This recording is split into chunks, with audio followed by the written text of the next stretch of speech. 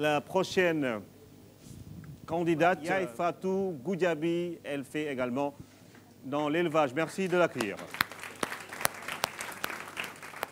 Je m'appelle Yaye Fatou Goudiaby, originaire de Ziguinchor. Je suis technicienne supérieure en conduite et gestion de l'exploitation agricole. Mon projet porte sur l'aviculture, plus précisément sur la production de poulet de chair. Nous savons que l'élevage est de nos jours la deuxième activité du secteur agricole après l'agriculture. Il constitue un levier important dans l'économie de notre pays. Le marché global en poulet à Ziguinchor est de 600 000 par an. Or, la production locale n'est que de 50 000. Donc, un déficit de 550 000. Lolo waral Goudiaby agrobusiness bëgg créer une ferme avicole bu yar ay ginaar ci anam bu mu gëna sellé. Toppatoo leen, yar leen, waaye jaay leen ci njëg lu yomb muy 3 000 francs. Ndax Ziguinchor dinañ fiy jaay ginaar lu jógee 3 500, 4 000 ba 4 500 bu demee ba ginaar amut. Donc nous comptons produire 5 415 sujets par an divisés en 6 bandes. L'entreprise Goudiaby Agrobusiness compte employer 4 jeunes.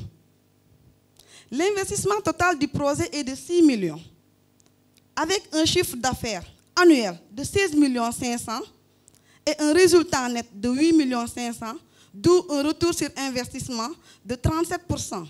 Mesdames et messieurs, ce projet a 2 objectifs majeurs: de participer à la réduction des importations, mais aussi participer à l'amélioration du panier de la ménagère en offrant un produit de qualité, mais aussi à bas prix. Merci beaucoup. Question du jury pour Yaye Fatou. Comment est-ce que vous comptez commercialiser les poulets? Donc, quel est votre marché? À Ziguinchor, au niveau du marché, j'ai mené ma propre enquête au niveau des grossistes, au niveau des camps militaires qui se trouvent à Ziguinchor. Et il y a aussi une structure qui voudrait nouer un partenariat avec mon entreprise. J'ai des grossistes qui revendent le poulet.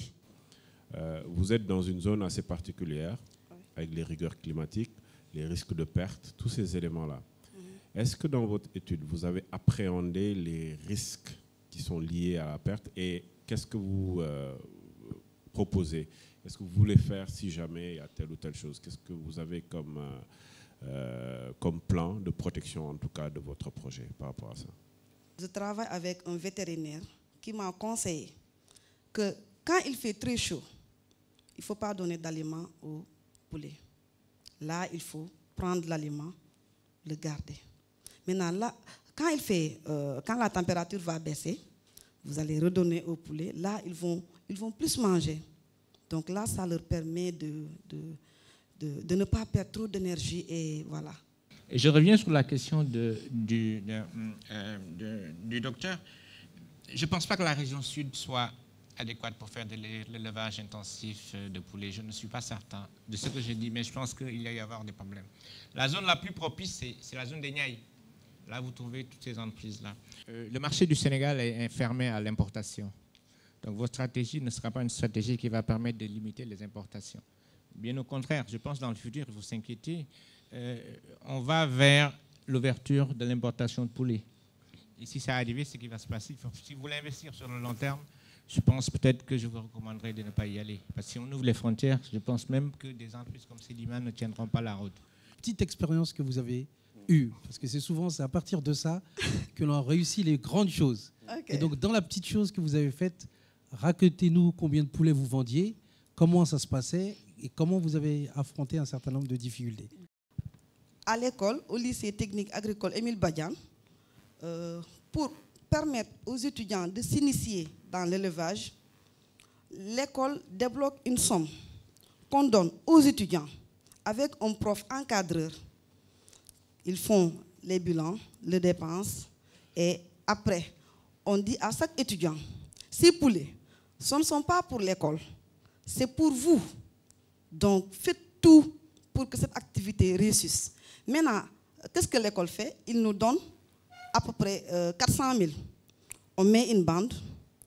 Après la vente, les 400 000 vont revenir à l'école et les bénéfices seront partagés au niveau des étudiants. Donc là, à savoir, les étudiants feront tout pour qu'aucun poulet ne meure.